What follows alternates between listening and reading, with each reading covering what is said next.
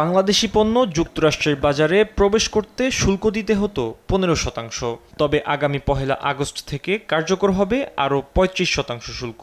সোমবার প্রধান উপদেষ্টাকে এ তথ্য জানিয়ে চিঠি দেন মার্কিন প্রেসিডেন্ট। গত 3 এপ্রিল বিশ্বের বিভিন্ন দেশের ওপর পাল্টা শুল্ক আরোপ করেছিলেন ট্রাম্প।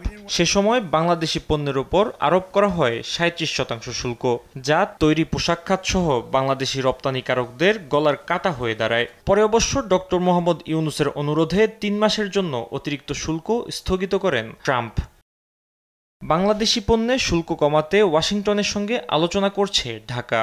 ওয়াশিংটনে অবস্থান করছেন অন্তর্বর্তী সরকারের জাতীয় নিরাপত্তা উপদেষ্টা ও বাণিজ্য উপদেষ্টা সহ শীর্ষ কর্মকর্তারা। বুধবার মার্কিন বাণিজ্য প্রতিনিধির সঙ্গে বাংলাদেশের দ্বিতীয় দফায় বৈঠকের কথা রয়েছে। বৈঠক থেকে শুল্ক নিয়ে ভালো ফল পাওয়ার আশা ঢাকার।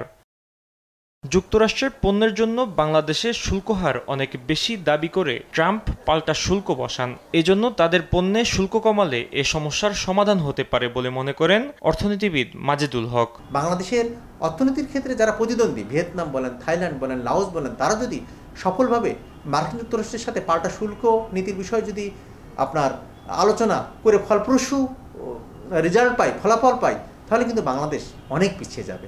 এজন্য আপনার ট্রাম্প প্রশাসনের আরোপ করা যে পাল্টা শুল্ক নীতি, এটা থেকে বেরিয়ে আসার জন্য বাংলাদেশের আপনার কূটনৈতিক সক্ষমতা বাড়াতে হবে। এ ধরনের সংকট মোকাবেলায় রপ্তানিতে বৈচিত্র্য আনার পাশাপাশি বিশ্বে নতুন নতুন বাজার খোঁজার আহ্বানও জানান তিনি। সারা পৃথিবীতে বাজার খুঁজতে হবে, নতুন নতুন বাজার খুঁজতে হবে, নতুন নতুন আপনার রপ্তানি গন্তব্য খুঁজে বের করতে হবে, আপনার রপ্তানি পণ্য বৈচিত্র্য আনতে হবে। ব্যবসায়ীদের আতঙ্কিত না হওয়ার পাশাপাশি দেশের রপ্তানি খাতের অগ্রযাত্রায় সরকারকে দ্রুত উদ্যোগ নেয়ার আহ্বানও জানান এই অর্থনীতিবিদ।